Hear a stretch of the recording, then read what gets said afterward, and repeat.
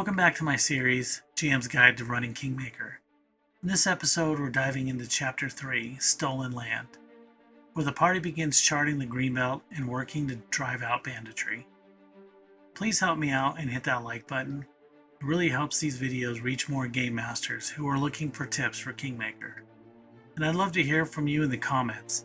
Let me know where your Kingmaker campaign is currently at, or share any questions you have about the rules, encounters, or topics we cover today. I'll be checking the comments and can cover some common questions in future videos. As always, this guide is intended for game masters and contains full story spoilers for the Kingmaker adventure path. If you're planning to play in this campaign, or might be a player in the future, this is your chance to stop here and check out one of my spoiler-free videos instead. This chapter is divided into 3 parts. Part 1, Trouble at Oleg's, kicks off when the party arrives at Oleg's trading post. Part 2, Bandits of the Greenbelt, covers the Thorn River bandit camp. And Part 3, Against the Stag Lord, culminates in the final confrontation at the Stag Lord's fort. It's important to note that the party doesn't need to flow directly from one part to the next. There's plenty of room in between for exploration, meeting NPCs, and picking up quests. Part 1, Trouble at Oleg's.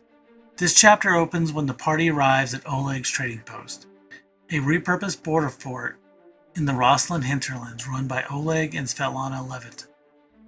The post itself is described in detail in Chapter 2 on page 52.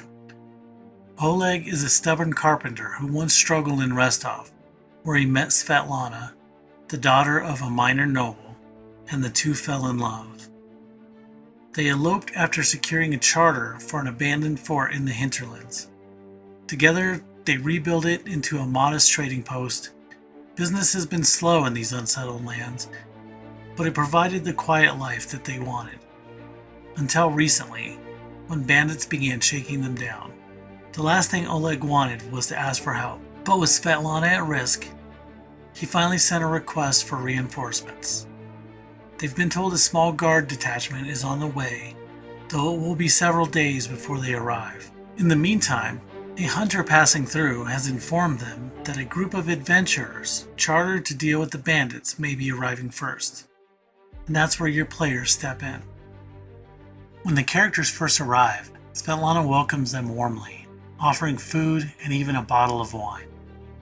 Oleg keeps himself busy, grumbling at the idea of Rostov pushing civilization further into the frontier. He knows he needs help with the bandits, but he doesn't have to like it. That evening, after the characters have enjoyed a hearty meal, Svetlana explains the troubles they have had with bandits shaking them down, and asks for the characters' help. She promises free room and board in return. If they agree, she shares the following information. The bandits first came about 3 months ago. There were dozens of them, led by a crude man in a cloak named Haps, and a dangerous woman with 2 hatchets. Since then, the bandits have returned each month, demanding taxes. Every visit since the first, the group of bandits have been smaller, only Haps and a handful of men. The last time, just 4. Oleg thinks they've gotten careless, assuming he's cowed. They're due to return tomorrow morning, and the guards from Rostov will not arrive for a couple more days. A quick note, if you've been tracking dates, the adventure specifies the bandits come on the 1st of each month. But since you can't predict when your players will reach Oleg's, it's easier to adjust this so that it happens the next day. If you have not been tracking dates, this is probably a good time to start. I'll link a useful calendar tool for the Galarian calendar in the description. The party can decide how to deal with the bandits, though Svetlana and Oleg will suggest that they hide in the guest house and stables, and ambush them while they're distracted loading their horses. Oleg will prefer to have Svetlana hide, but reluctantly agrees this could cause suspicion. He does draw a line that if any fighting starts, they will run and take shelter. The characters will have the rest of the day and night to prepare. The next morning, Haps and 3 bandits show up. They stroll in confidently, not expecting resistance. If the party is not hiding and does not engage immediately, they will pretend to be travelers looking for breakfast and plan on returning later. In combat, Haps won't back down in front of his men, fighting to the death if they are present. The others are less committed. If Haps falls, or if they take serious wounds, they will try to escape. If any of the bandits are captured, they can reveal several things. Kressel runs the Thorn River bandit camp, and she will seek revenge if her people are killed. If coerced, they can describe or even lead the party to her camp. They'll also confirm what Oleg suspects. The bandits are part of a larger force under someone called the Stag Lord. They will also know any other information from the interrogation entry on page 171 in part 2. Once the immediate threat is dealt with, Oleg and Svetlana reward the party. Svetlana offers permanent free lodging and meals, and Oleg offers to buy any unwanted gear at full value, just this once. This includes any unwanted gear that the bandits had. From here on, the trading post likely becomes the party's home base. Travelers and hunters bring rumors, a wanted board posts quests and notices from the Sword Lords of Rostov.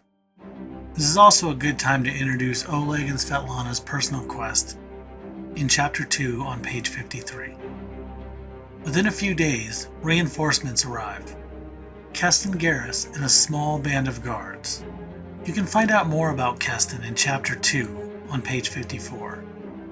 With him at the post, the adventurers are free to pursue the larger bandit threat.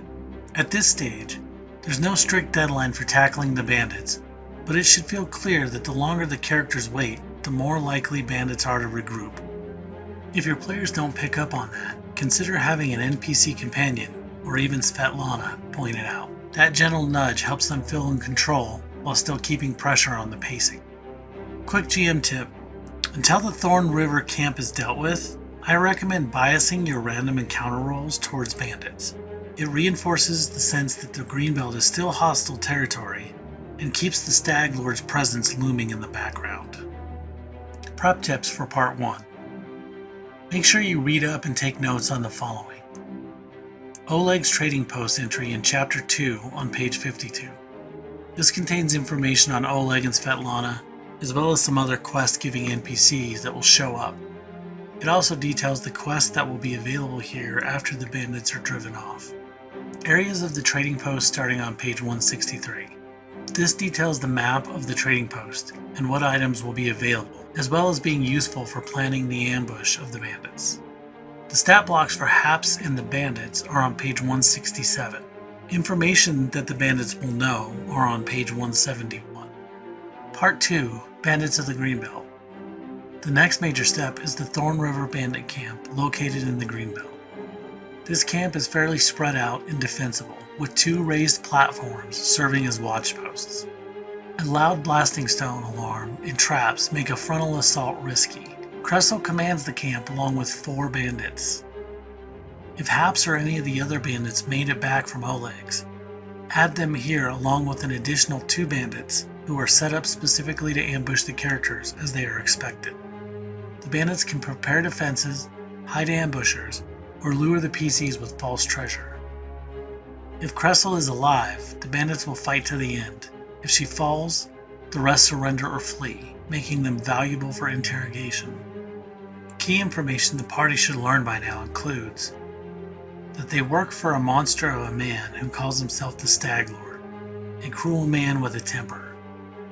He is always seen wearing a stag-shaped helm. Some believe that's his real face. He is always drunk. They are tasked with keeping him supplied with a large quantity of alcohol. They currently have a bunch ready for delivery under the eastern platform. Many smaller bandit groups have joined him under threat, so his numbers are unknown. They use a phrase as a password, and can tell this to the characters. He keeps a strange old man locked up in his fort. If asked about Svetlana's ring, they say it was stolen by gremlins living in the old sycamore tree to the east. Prep tips for Part 2. Here are some things you want to read up on and take notes for. Cressel's stat block on page 170 and backstory on page 169 under the Bandits entry. She's a little more dangerous than your average bandit. Her paired hatchets both have the agile and sweep traits, which make her effective at switching targets in melee. The rest of the bandits here use the same stat blocks from part 1. The camp layout on page 169. Study the map and area entries, and be familiar with how the watch platforms, spike snare, and thunderstone, which was renamed a blasting stone in the remaster, are meant to function. These defenses can swing the encounter if the party charges in without scouting. Under the bandits entry on page 169, there are guidelines here for how many bandits are present depending on when the characters arrive, and whether anyone escaped from Oleg to warn Cressel. This is a good place to show the consequences of earlier choices.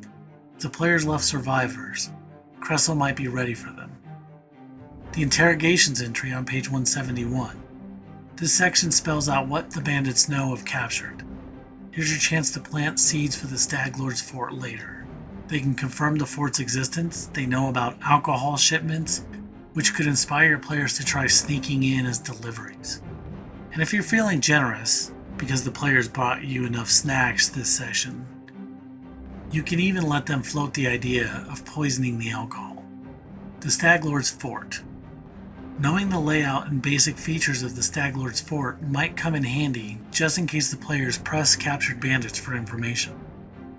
These bandits wouldn't know everything, certainly not about the owlbear, but they could pass along other useful details, such as the general layout of the fort, that it usually has around a dozen bandits inside, any rivalries between the lieutenants, and rumors that the land itself is cursed.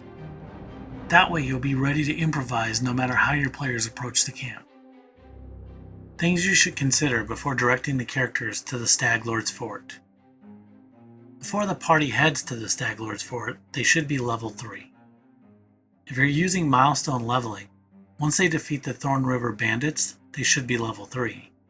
However, you may want to consider holding back leveling if the party has not explored the Greenbelt or completed enough quests. Many of the encounters in this zone become trivial at level 4 and above, unless you take time to adjust them or skip the content. If you're using XP, you want to be careful they don't complete too many quests and outlevel the Stag Lord encounter. The important balance here is making sure the Stag Lord feels like a looming threat without scaring the players into waiting until they're too high of level before taking him on. Part 3, Against the Stag Lord. The final part to Chapter 3 is the most complicated, as the characters will have options on how they want to deal with the Stag Lord. So let's switch things up for this section and start with some prep advice first. In general, when I prep ttrpgs, I recommend prepping for scenarios, not plots. I'll link a good article in the description that dives deeper into this, but here's the short version. Trying to plan every single choice, success, or failure your players might come up with is impossible. Instead, focus on the situation. Prep the motivations, goals, and tools of everyone involved. Then consider how they might react when their plans are challenged, and let the rest play out at the table. Framing the scenario. For the characters, the goal here is straightforward. Put an end to the Stag Lord's reign of banditry. Their motivation is to earn the charter that will let them establish a kingdom. Depending on your specific campaign, there may also be personal goals and motivations, revenge, unfinished business, or debts to settle with the bandits. The tools the characters bring are their abilities, equipment, allies, and the information they've pieced together about the Stag Lord's operation. On the other side, the Stag Lord and his bandits also have motivations, goals, and tools. As a group, their goal is simple: steal as much as possible from whoever they can and keep control over the Greenbelt and the Tuskwater. Their tools: 7 bandits, 3 dangerous lieutenants, a fortified and defensible stronghold, weapons, horses, and one wildcard, a captured owlbear named Beaky. Each NPC has their own motivations that affect how loyal they are and what can be used against them. You can find full details of the bandits in the fort starting on page 172. The Stag Lord himself is motivated mostly by cruelty, anger, and a love of drink. You'll find more on him in the appendix on page 604, and in the cellar and conclusion entries on page 182 and 183. Let's talk a bit about the fort. The Stag Lord's fort sits on a hill overlooking the northern shore of the Tuskwater. It's a landmark hex, and it's hard to miss when your party travels through nearby areas. This means that the players will usually have time to spot it and plan their approach. The fort sits on a hilltop with about 300 feet of cleared land around it. Beyond that, the terrain is thick with vegetation and hills, with one dirt road winding up towards the gate. The path is wide and completely exposed. From the fort, the bandits have a clear view the whole way up.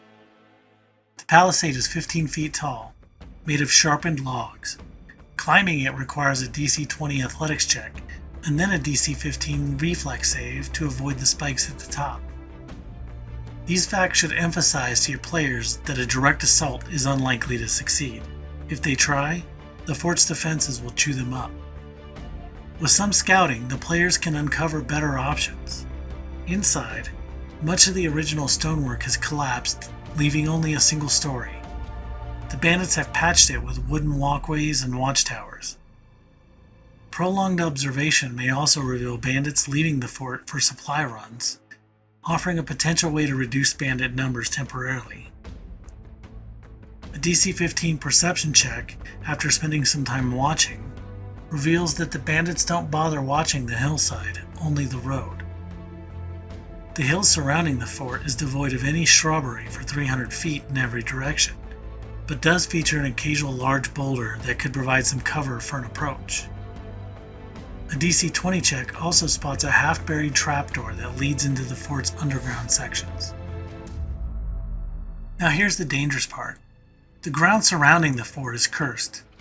Any creature that enters the cursed area will trigger zombies to burst from the ground and attack.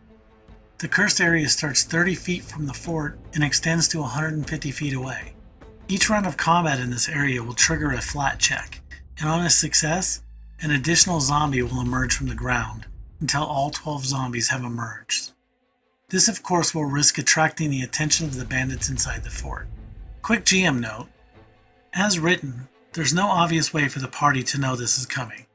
The only clue is that the bandits don't bother watching that side, and a rumor on the rumor table that the characters won't likely connect to any threat here. If you want to foreshadow this danger, consider sprinkling in details: freshly turned patches of earth, old crumbling gravestones, or a prickly sense of dread if anyone has abilities to detect undead.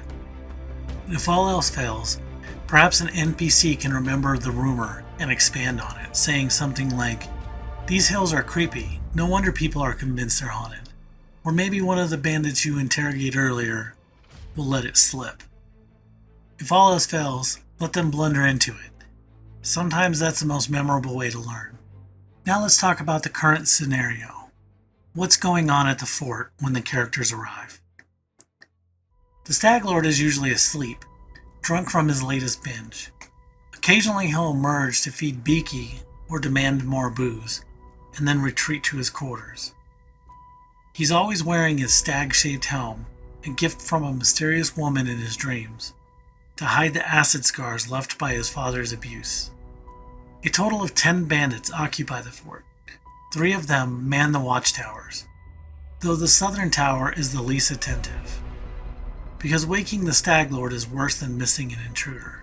The Stag Lord has 3 lieutenants: Akiros Ismort, a disgraced paladin who's very unhappy with his current life situation. Though he was quickly promoted to the Stag Lord's second in command, he's currently looking for a second chance.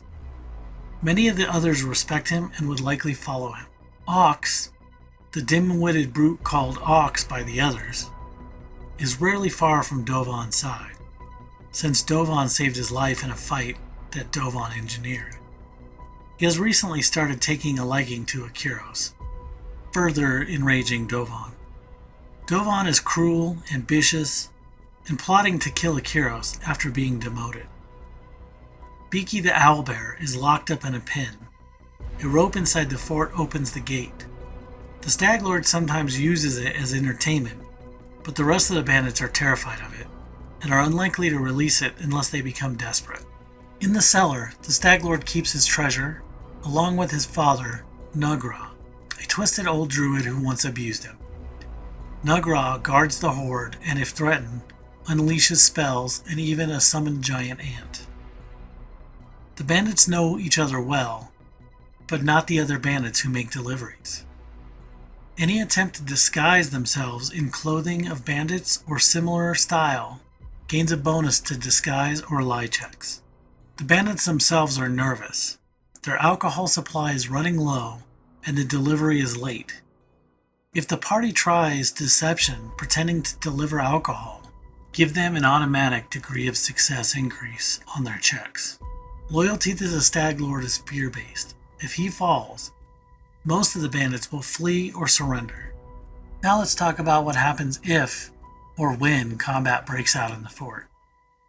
Most of the fort's encounters are rated trivial or low, except for the Stag Lord himself. But don't be fooled. The fort is small, and once combat starts, the alarm will bring reinforcements fast. If you throw everyone in at once, 7 bandits, 3 lieutenants, the Stag Lord, and maybe even Beaky, that's an extreme encounter and likely a TPK. The GM tip for this one is to run reinforcements in waves. Maybe some bandits think it's just a brawl amongst themselves and are slow to respond. Maybe others go to the armory first. A short delay gives players a fighting chance and makes battle feel more dynamic rather than overwhelming. Prep tips for Part 3. Read and make notes on the stat blocks for the following. The Stag Lord.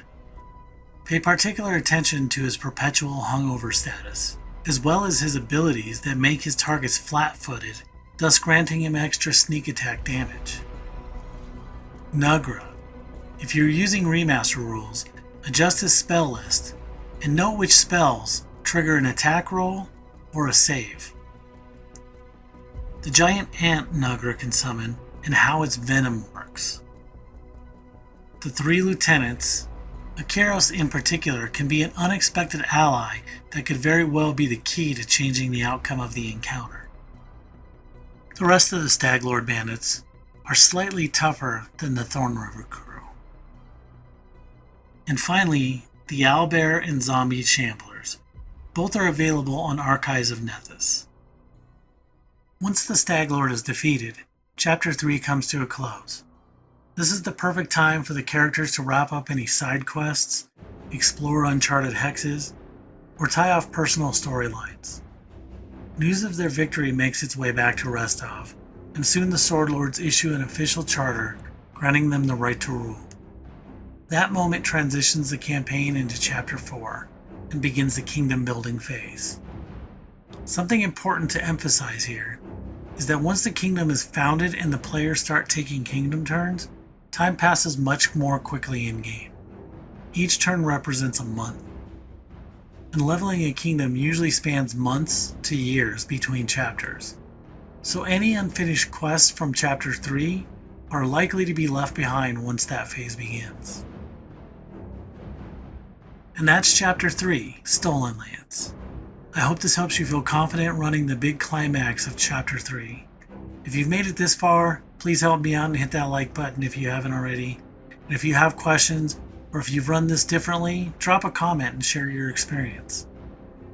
In the next video, we'll tackle the kingdom building system, its pacing, its pitfalls, and some house rule options to keep it running smoothly. So stick around as we dive into the most divisive part of the Kingmaker adventure path.